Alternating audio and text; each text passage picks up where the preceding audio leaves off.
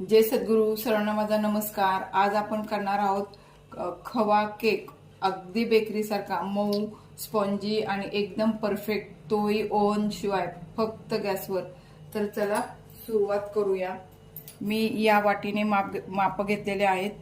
हे मी अर्धी वाटी दूध घेतलेलं आहे, पाऊण वाटी ही पिठी साखर आहे, 3 चमचे हे बटर आहे, 1 वाटी मैदा आहे आणि इथं 6-7 बदाम मी त्याचे काप करून घेतलेले आहेत। इथं पाऊण वाटी खवा आहे, 1 चमचा बेकिंग पावडर आहे, अर्धा चमचा बेकिंग सोडा आहे आणि 1 चमचा विलायची पावडर आहे। चला आपण आता मी तर हे 3 चमचे बटर घेतलेले आहेत, त्यामध्ये ही पिठी साखर घालून मी ते फेटून घेत आहे।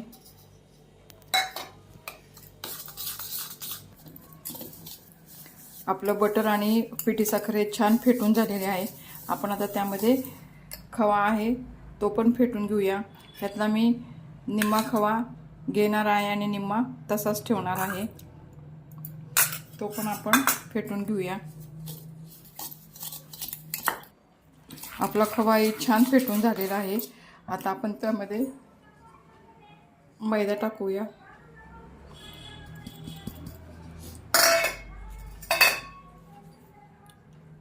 हे पहिल्यांदा यामध्ये दूध टाकून आपण आपलं मिश्रण तयार करूया। थोडं थोडं दूध टाकून आपलं मिश्रण फेटून घेऊया। आपलं मिश्रण छान फेटून झालेलं आहे बघा, असं रिबीन सारखं दिसतंय। आता यामध्ये आपण बेकिंग सोडा तो घालूया, बेकिंग पावडर घालूया आणि विलायची पावडर, आणि ते सगळं एकत्र करून घेऊया। मी इकडं कढई प्रीहीट करायला ठेवलेली आहे आणि इकडं डब्याला मी बटर पेपर लावून त्याला तेल लावून घेतलेलं आहे।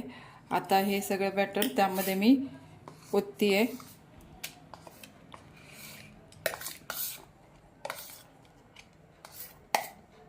आपलं बॅटर डब्यामध्ये ओतून झालेलं आहे। त्यावर आपण हे बदामाचे काप करून ठेवलेले आहेत ते पण त्यावर टाकून घेऊया। आता आपण हा राहिलेला खवा होता ना, तो पण आपण थोडा थोडा वरतून टाकून घेऊया।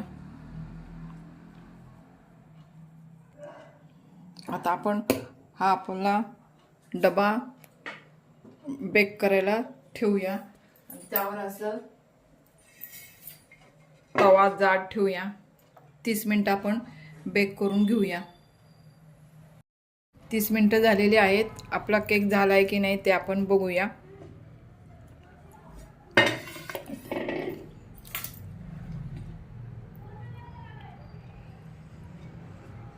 सुरीला काही लागलेलं नाही, म्हणजे आपला केक हा झालेला आहे। तो आपण खाली काढून घेऊया आणि गार करायला ठेवूया।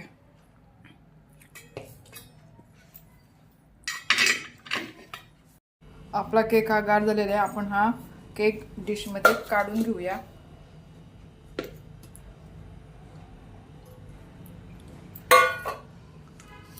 त्याचा बटर पेपर काढूया।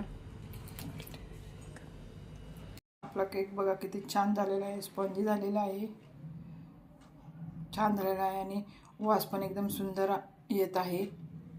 व्हिडिओ आवडल्यास व्हिडिओला लाईक करा, शेअर करा आणि सबस्क्राईब करायला विसरू नका।